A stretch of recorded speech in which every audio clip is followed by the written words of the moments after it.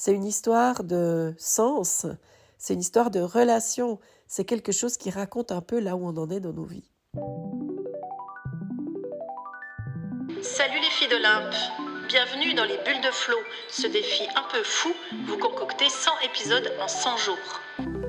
Chaque bulle sera une respiration, une histoire ou un défi pour éclairer autrement nos différences, nos ressemblances et nos fameux possibles.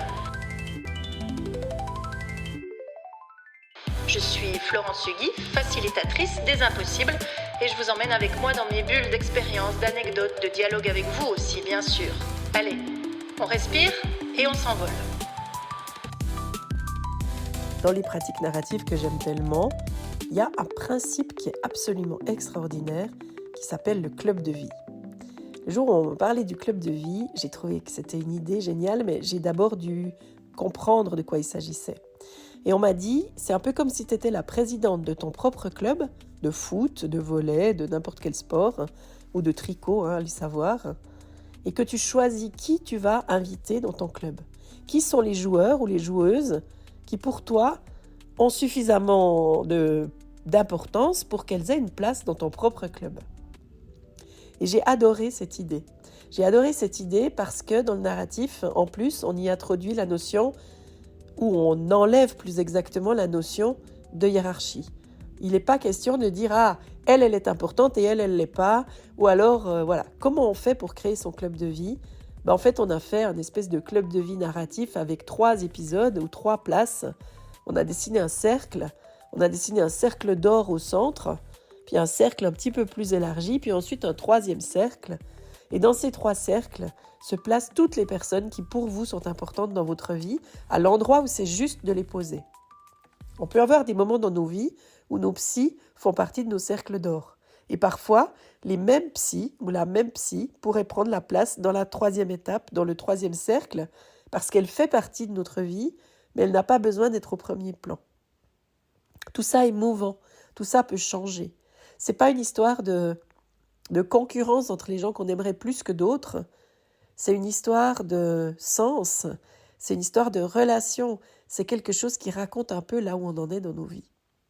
Et quand on est en train de revenir au monde, avec cette série d'épisodes que je vous propose sur ce sujet, bien sûr que c'est important que le corps puisse suivre et qu'on retrouve la place qu'on souhaite avoir à un moment ou à un autre après avoir traversé un moment délicat, mais il y a aussi tout ce qui concerne les relations.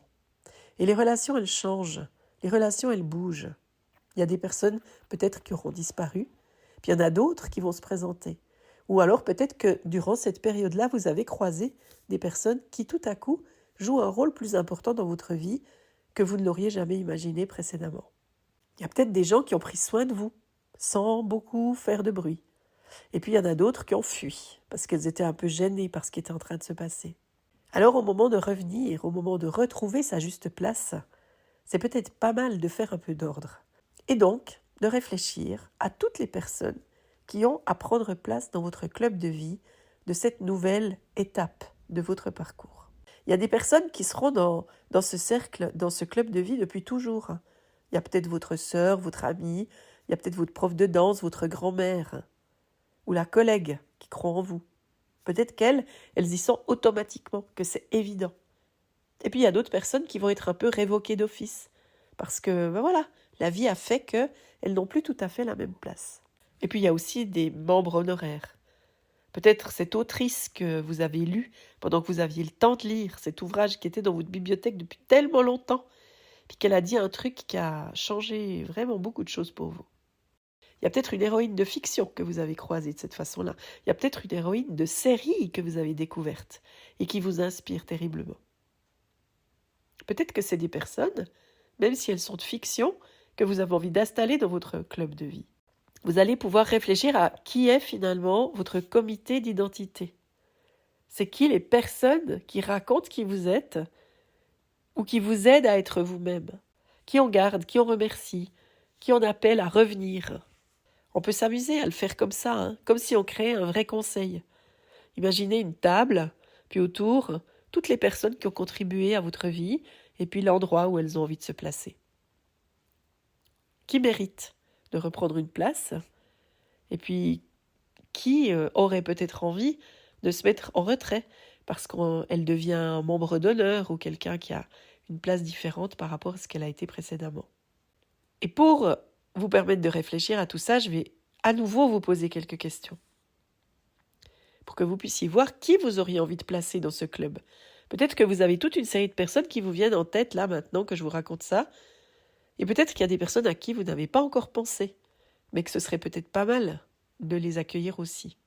Qui, dans votre vie, a contribué à ce que vous soyez capable de revenir aujourd'hui, de reprendre une place, même si elle est différente? Qu'est-ce que cette personne ou ces personnes ont vu en vous que vous aviez oublié de vous-même? Et vous avez apporté quoi à ces personnes? Comment ça s'est tissé, cette relation? Comment vous vous êtes enrichi? Comment vous avez grandi grâce à quelque chose qui s'est passé avec ces personnes-là? Et qui mériterait d'être invité à rejoindre votre club aujourd'hui? Peut-être une alliée inattendue, ou peut-être des personnes revenues du passé, ou au contraire, toutes ces personnes qui sont apparues dans les dernières semaines.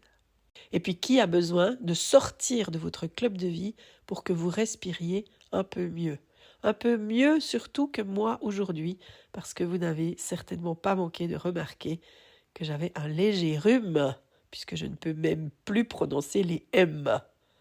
En fait, votre club de vie, il n'a pas du tout vocation à accueillir les parasites. Vous avez le droit de les expulser, il n'y a que vous qui le savez. Quand on revisite son club, il y a quelque chose qui change. On n'est plus une seule île, on est comme un archipel. On va pouvoir se mettre en relation avec d'autres personnes, on va pouvoir s'appuyer sur d'autres personnes, et on n'aura peut-être pas le même club dans notre vie professionnelle que dans notre vie privée. Peut-être que notre club change de forme, change de couleur, change de relation. Ça peut être avec des personnes vivantes, ça peut être avec des personnes décédées, ça peut être avec des animaux, ça peut être avec des humains, ça peut être avec des œuvres, ou peut-être même avec des lieux. Vous avez tous les droits, c'est votre club. Je vais vous laisser réfléchir à ce club. Vous pouvez fermer les yeux si vous voulez, puis imaginez à quoi il ressemble. Quelle forme il prend et qu'est-ce qu'il va vous permettre de réaliser à partir d'aujourd'hui. Si cette bulle vous a inspiré, ne laissez pas la flamme retomber. Vous pouvez me rejoindre dans ma lettre du dimanche où on va poursuivre la conversation, peut-être, sur ces liens qui nous font tenir debout et puis sur plein de questions que je pourrais avoir envie de vous poser ou de vous partager. Et je vous le rappelle, on ne naît pas libre, on le devient, à coups de mots, à coups d'actes et à coups d'audace. Merci de m'avoir écouté jusqu'au bout. Je vous donne rendez-vous demain pour une prochaine bulle.